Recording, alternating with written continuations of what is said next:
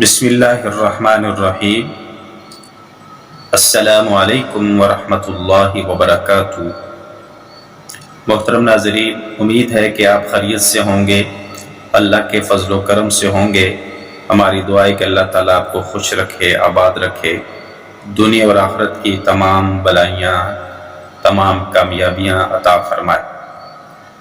آج کی اس ویڈیو میں آپ حضرات کو وظائف کے پر اثر ہونے کے لیے چند شرائط بتائی جائیں گی۔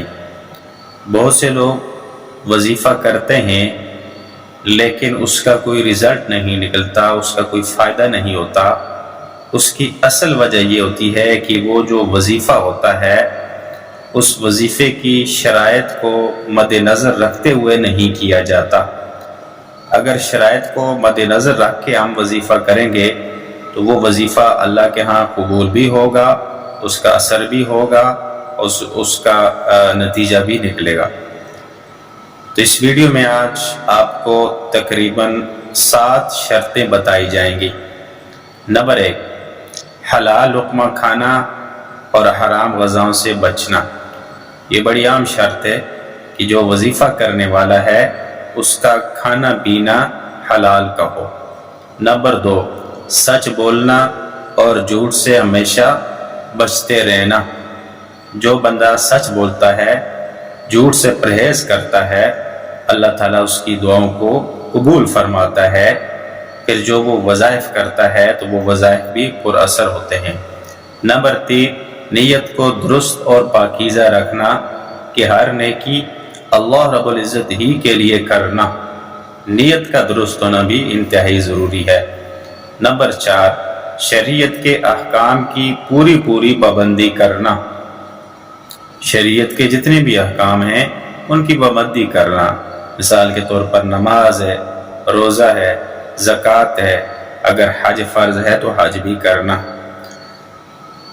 نمبر 5، اللہ رب العزت کے دین کے ستونوں کی تعظیم کرنا۔ مراد ارکان اسلام ہے، جتنے بھی ارکان اسلام ہیں، اسلام کے ارکان ہیں، ان کی تعظیم کرنا۔ نمبر 6، جو وظیفہ بھی پڑھ رہا ہے پورے دل کی حضوری کے ساتھ پڑھنا، توجہ کے ساتھ پڑھنا۔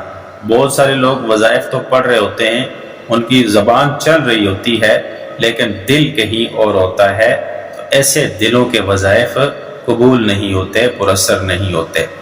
نمبر 7، جو عمل اور وظیفہ پڑھیں اس کی تاثیر پر پورا اور پختہ عقیدہ رکھنا کہ یہ جو میں وظیفہ پڑھ رہا ہوں یا عمل کر رہا ہوں، اللہ رب العزت اس کی بدولت میرا کام کرے گا۔ اگر کوئی وظیفہ تذبذب کے ساتھ کیا یا تردد کے ساتھ کیا تو اس میں اثر نہیں رہتا۔ بندہ وظیفہ پڑھ بھی رہا ہو اور پڑھنے والے کو تردد ہو یا تذبذب ہو کہ پتہ نہیں یہ وظیفہ اثر کرے گا یا نہیں، تو یاد رکھیں ایسے وظیفے کا اثر نہیں ہوتا۔ اللہ تعالیٰ سے دعا ہے کہ اللہ تعالیٰ سمجھنے کی اور عمل کی توفیق عطا فرمائے۔